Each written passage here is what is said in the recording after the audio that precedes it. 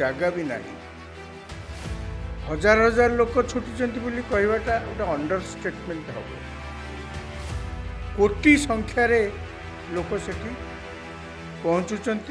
गतकाली जो घटना से घटला सी आलोचनार परिसर को आहरी व्यापक कर गोटे दुखद घटना काली घटला। दला चकटारे 30 लोकंकर मृत्यु होती। लोकंकर धार्मिक भावना एति प्रखर जे से माने एई भिड़ देखिक आग को जाई जिबा ही से माने निष्पत्ति नहीं गले कौन सी धर्म मेला सारा पृथ्वी रे एते लोकों को आकर्षण करेनी सी पुणी गोटे जगह को। हेलो नमस्कार, मु doctor Rajaram Satpathy. Power corridor को आपण मानक स्वागत। उत्तर प्रदेश प्रयागराज रे गंगा नदी कूल रे बर्तमान कुंभ मेला चली। सारा भारत रु एवं विदेश रु मध्य लक्ष लक्ष लोक प्रयागराज को छुटी। बस ट्रेन प्लेन सेठी रहिया को जगह भी नहीं। हजार हजार लोक छुटी कहवाटा गोटे अंडर स्टेटमेंट हम। कोटी संख्यार लोक से पहुँचुंट। कौन पे पहुँचुंट ना गंगा नदी में से स्नान करेंगे। एवं गंगा नदी में स्नान कले से गंगा नदी कौ जगार स्नान करेंगे समस्त इच्छा ना से जगार प्रयागराज रे गंगा जमुना एवं जहाँ पुराण रे वर्णित सरस्वती नदी से दिशु नहीं कि पुराण रे वर्णित जे सेठारे सरस्वती नई मध्य थिला। गंगा जमुना सरस्वती तीनोटी जाक नई से जगार एकाठी होती से जगह को संगम बोलिक कह। समस्त इच्छा से संगम रे गाधेवाई बुड़ापी डुबकी लगेवाई। एक कथा कहबार उद्देश्य जे वर्तमान कुंभ मेला सारा पृथ्वी रे जेतिकी आलोच्यर विषय हैनी गतकाली जो घटना से घटला सी आलोचनार परिसर को आहरी व्यापक कर गोटे दुखद घटना काली घटला। दला चकटारे 30 लोकंकर मृत्यु होती एवं प्राय 60 रु 80 जन हॉस्पिटल चिकित्सित होती।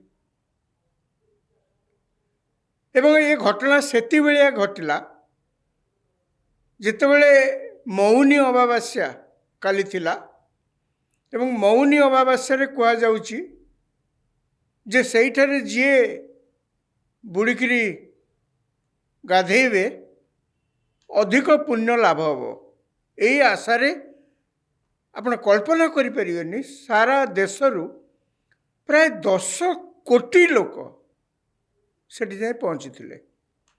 एवं एते बड़ जगह समस्त इच्छा संगम स्थल रे गाधेबे ये आज्ञा असंभव किंतु लोकंकर धार्मिक भावना एति प्रखर जे से माने एई भिड़ देखिक आग को जाई जिबा ही से माने निष्पत्ति नहीं गले पछ को हटिवार ना नेलेनी। समस्त जितेबले आग को माड़ी चलिले कौटी ना कौटी जिते आपण पुलिस बंदोबस्त करंतु जिते आपण व्यवस्था करिथांतु पछे आईन श्रृंखला पई कौटी ना कौटी टिके एकट सकट तो भूलभाल हम हेला मध्य दला चकटारे 30 लोकंकर जीवन गला। कुंभ मेला होची सारा पृथ्वी रे बोधे सर्वप्रथम और सबुठु अधिका लोक पहुँचुवा कौन गोटे धर्मीय स्थल रे ये हूँ बोधे प्रथम। कौन सी धर्म मेला सारा पृथ्वी रे एते लोकों को आकर्षण करेनी सी पुणी गोटे जगह को। अनेक मेला सारा पृथ्वी रे हुए किंतु कौन सी निर्दिष्ट धर्मर कौन सी गोटे मेला जोटि कि एते संख्यार लोक आसुथिबे ये बोधे प्रयागराज हूँ प्रथम। एवं उत्तर प्रदेश सरकार से जहाँ संभव सबु प्रकार व्यवस्था करिसेंती। କ'ଣ ସବୁ ପ୍ରକାର ବ୍ୟବସ୍ଥା କରିଛନ୍ତି ଯାହା ମୂଳରୁ ଆମେମାନେ ଦେଖୁଥିଲେ।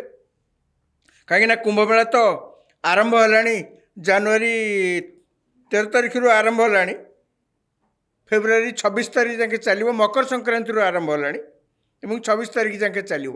ଅଣ୍ଡରଗ୍ରାଉଣ୍ଡ କ୍ୟାମେରାଠୁ ଆରମ୍ଭ କରି ପୋଲିସ, ରାପିଡ୍ ଆକ୍ସନ୍ ଫୋର୍ସ, ସବୁ ଯେତେ ପ୍ରକାର କମ୍ପ୍ୟୁଟର ବ୍ୟବସ୍ଥା, AI, ଆର୍ଟିଫିସିଆଲ ଇଣ୍ଟେଲିଜେନ୍ସ, ଯେଉଁ ପ୍ରକାର ସିକ୍ୟୁରିଟି ଆରେଞ୍ଜମେଣ୍ଟ କଥା ଆପଣ କୁହନ୍ତୁ, ସବୁ ପ୍ରକାର ବ୍ୟବସ୍ଥା ସେଠି କରାଯାଇଛି।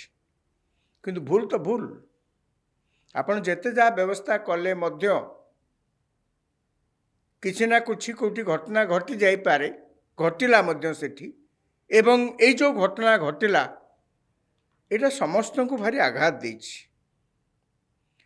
କାହିଁକିନା ଏଠି ଯଦି ମନେଥିବ, କୁମ୍ଭମେଳାରେ ଯେଉଁ କ୍ରାଉଡ଼ ମ୍ୟାନେଜମେଣ୍ଟ, ଏତେ ଲୋକଙ୍କୁ ମ୍ୟାନେଜ କରାଯାଉଛି କିଭଳି ଭାରତ ସରକାର କରୁଛନ୍ତି, ଆକୁ ଗବେଷଣା କରିବା ପାଇଁ, ଆକୁ ସ୍ୱଚକ୍ଷୁରେ ଦେଖିବା ପାଇଁ ବିଦେଶରୁ ବିଭିନ୍ନ ବିଶ୍ୱବିଦ୍ୟାଳୟରୁ ସବୁ ଗବେଷକମାନେ ଆସିଛନ୍ତି। ସେମାନେ ସେଠି ରହି ପରୀକ୍ଷା ନିରୀକ୍ଷା କରୁଛନ୍ତି ଯେ ଗୋଟେ ସରକାର କିଭଳି ଭାବରେ ଏତେ ଲୋକଙ୍କୁ ନିୟନ୍ତ୍ରଣ କରିପାରୁଛି। ଏବଂ ଏହାର ଅର୍ଥ ନୁହେଁ ଯେ ଏପର୍ଯ୍ୟନ୍ତ କିଛି ହେଇନାହିଁ। ଆହୁରି 26 ଦିନ, କହିବାକୁ ଗଲେ 26 ଦିନ, ଆହୁରି ପ୍ରାୟ ମାସେ କୁମ୍ଭମେଳା ହେବ, ଚାଲିବ। ଫେବୃଆରୀ 26 ପର୍ଯ୍ୟନ୍ତ କୁମ୍ଭମେଳା ଚାଲୁ ରହିବ। କିନ୍ତୁ କଥା ହେଉଛି ବର୍ତ୍ତମାନ ସୁଦ୍ଧା ଯେତିକି ହେଇଛି ଯଥେଷ୍ଟ ହେଇଛି, କିଏ ମନା କରୁନାହାନ୍ତି। ସରକାର ଅନେକ ପ୍ରକାର ପଦକ୍ଷେପ ନେଇଛନ୍ତି। କିନ୍ତୁ ଏଇ 12 ବର୍ଷର ତପସ୍ ନଷ୍ଟ ହୋଇଗଲା ଭଳିଆ ଗୋଟିଏ ବ୍ୟତିକ୍ରମରୁ, ଗୋଟିଏ ଭୁଲ ଯୋଗୁଁ। କାହିଁକିନା ଯେତେ ଆପଣ ଭଲ କାମ କରିଥାନ୍ତୁ ନା କାହିଁ, ଯେତେବେଳେ ଟିକିଏ କେଉଁଠି ଭୁଲ ଭଟକା ହେଇଯାଏ, ଅନେକ ସମୟରେ ଦେଖାଯାଏ ସେଇ ଭୁଲଟିକୁ ସମସ୍ତେ ଆଲୋଚନାର ଆଗରେ ରଖିଥାନ୍ତି। ଏତେ ଆପଣ ଭଲ କାମ କରିଥାନ୍ତୁ ପଛେ ସେସବୁ ପଛକୁ ପଳେଇଯାଏ।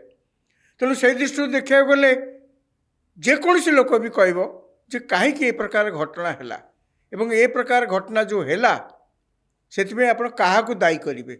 ସାଧାରଣ ଭାବରେ ଯେକୌଣସି ଲୋକ କହିବେ କାହିଁକି ଆପଣ ଆଗରୁ ଚିନ୍ତା କରୁନଥିଲେ, ସେଥିପାଇଁ ଅଧିକ ବ୍ୟବସ୍ଥା କଲେନି, ଏମିତି ଗୋଟେ ପରିସ୍ଥିତି ସୃଷ୍ଟି ହେଇପାରେ, ଏ ଆଗୁଆ ଏକଥା ଚିନ୍ତା କରି କାହିଁକି କରୁନଥିଲେ, ଯେକୌଣସି ଲୋକ କହିପାରେ।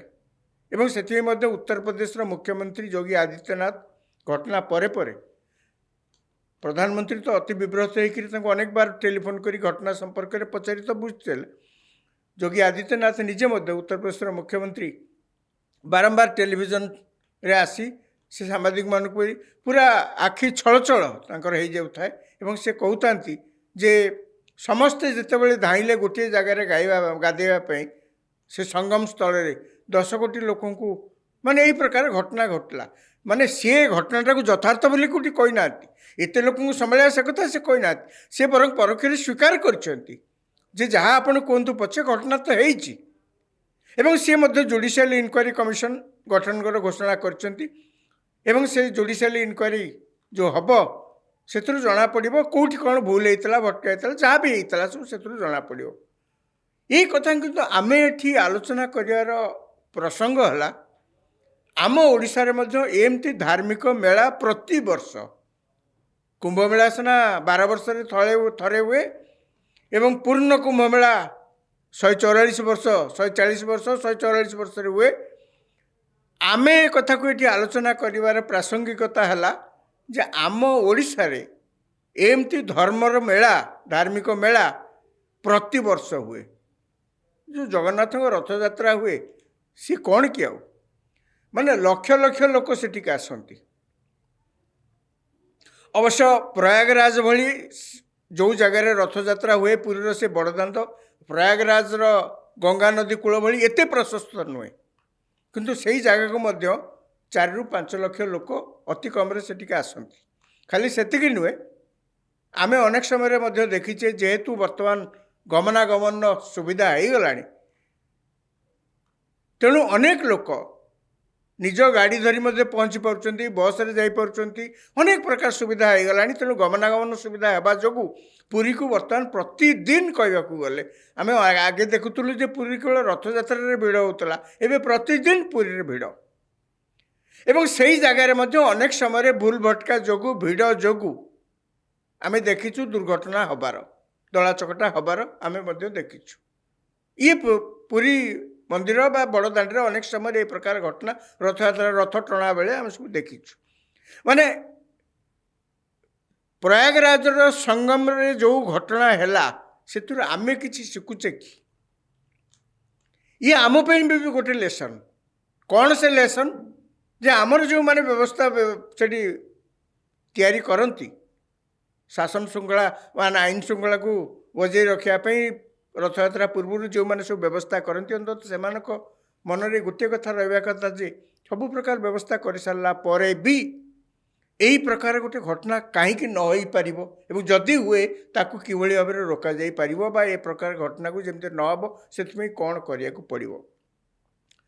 प्रयागराज गोटे कथा कहुच्छी जे सेठी बहुत वीवीआईपी सब आसुले आगे समस्त को सबू सुविधा जोगे दि जाऊला रास्ता परिष्कार करा जाऊला जहाँ फल कि यही प्रकार दुर्घटना सेठी है किंतु जहाँ सरकार तरफ कहुई जे प्रकृति से जो दिन घटना है से दिन किसी वीवीआईपी कहीं आसी नथिले सेठी कहीं आसी नथिले किंतु एक कथा सत ता आगुरु बड़ बड़ नेता माने सेठी जाइछंती अमित शाह निकट में जाइए सेठी ए प्रकार जिते कौन जगार गोटे मेला हम एवं लक्ष लक्ष कोटी कोटी लोक आसबे राजनेता माने तो जीवा स्वाभाविक सेलिब्रिटी माने जीवा स्वाभाविक आपन तंको केबे आड़े करी रखी परिबे नाही किंतु सेही मानक जोगु निश्चित भाव में आईन श्रृंखला परिस्थिति की आखिरे रखिकी से जिते जो कौन जगह जाती